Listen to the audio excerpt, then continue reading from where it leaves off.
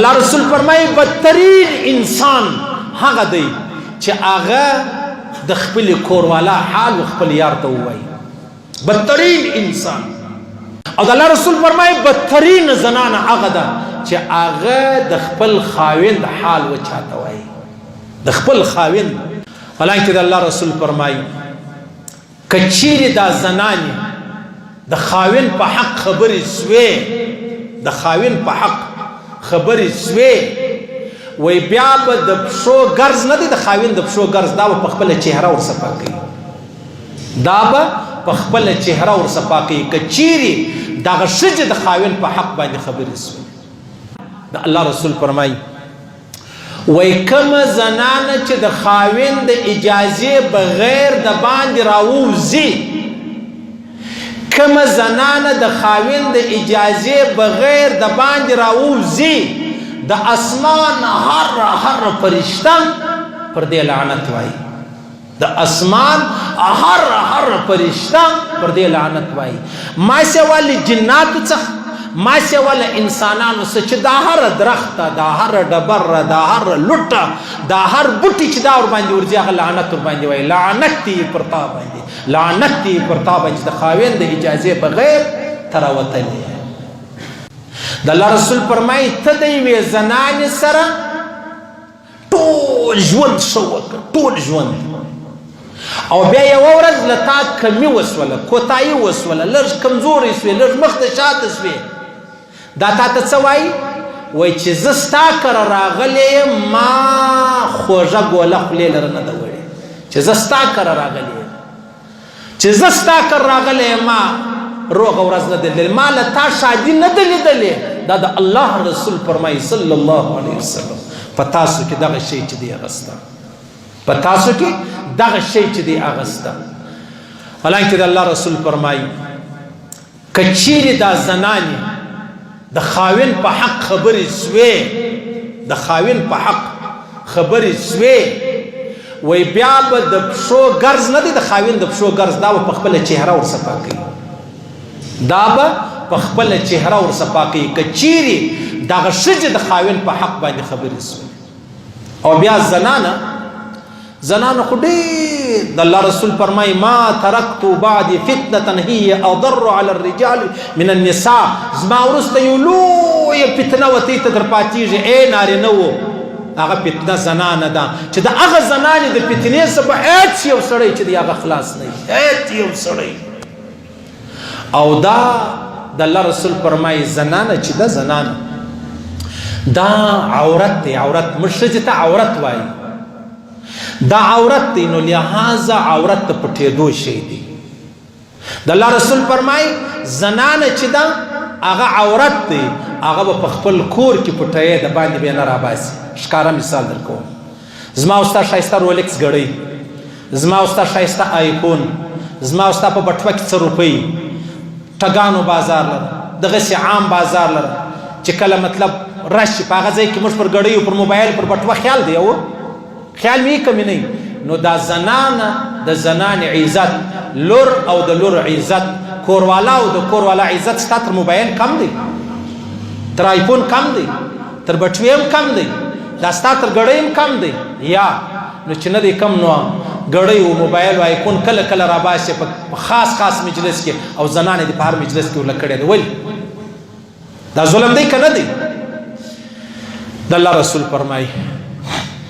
وایي دا زنانه نه ده، ښځه دا د خاوند د اجازې بغیر نفلي روزه نسي نیولی، د خاوند د اجازې بغیر نفلي روزه نسي نیولی. کې ونیوله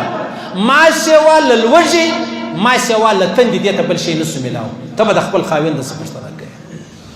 ته به د خپل خاوند څه پوښتنه کوې. یعنی دا زنانې وایي موږ کړي څه دي چې یا رسول الله په جنت کې دومره ډېرې زنانې وي. د الله رسول به تاسو ناشکره یاست،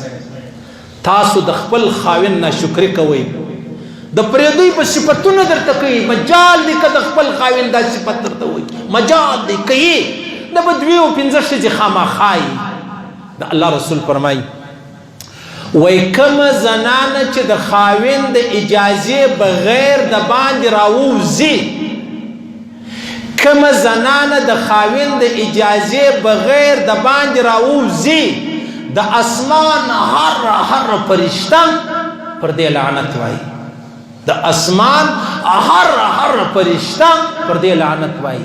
ما سوال جنات څخه ما سوال انسانانو څخه چې دا هر درخت دا هر ډبر دا هر لټه دا هر بوټي چې دا ور باندې ورځي هغه لعنت ور باندې وایي لعنت دی پر تا باندې لعنت دی پر تا باندې د خاوند د اجازه بغیر تر وتلې حتی چې وزنانه د خپل مور پښتل لرځي د خاوند د اجازه واخلي حتی چې یو زنانه د پلار پښتل لرځي د خپل خاوند د سبب پښتنه کوي بغیر د اجازه نشي تللی کولاړي د اسمان ټول فرشته دا چیش کوي دا پرتا لعنتونه وایي د غیدا کله چې دا ماځي خاوند را وتلی نه لس منټه بعد بیا دې ترکشه ولاړه ده پر دې منا وخت د دام را وتلی بیا ماځګر په خبره ده چې خاوند پر دونه بجې راځي به داغه یو ګنټه مخکې راځي دا ژوند دی یو خو جړګان دی چې هغه ورشي ته ویلي چې زما د کور اختیار ګرځ ستادي د کور سودام پرتا ده کپڑے هم پرتا دي خواږه ترخم پرتا دي دا خو جړګان دی په دې خنوري خبره نه چلیږي صحیح سلو یو هغه دی چې هغه خاوند پر کور زنانه کښنه ولیدا چې تب وځي نه او دا د خاوند د اجازه بغیر وجود اسمان ټول فرشتي لعنت ور باندې وایي د الله رسول فرمایي بدترین انسان هغه دی چې هغه د خپل کوروالا حال خپل یار ته وایي بدترین انسان او د الله رسول فرمایي بدترین زنانه هغه ده چې هغه د خپل خاوند حال وچاته وایي د خپل خاوند تدکانداران یاست هر زنانه یو دوی زنانه به جنوب باسو ستا ولې نستا سترګې به نه پټوو خو اکثره در شایم د الله رسول په جهنم کې اکثره ښځې به دلته به اکثره دغه خبرې کوو دغه زنانې و دکاندار ته د خپل خاوند حال وایي که نه وایي دا هر دکاندار چې مازی یو بوتل ول راوغواړي یو چاټ ول راوغواړي یو چاول چولې ول راوغواړي بس بیا خالي ورته ګوره دی ته دا د خاوند د هغه د واده د ورځې سیونه سترنه ورځې کیسه درته کوي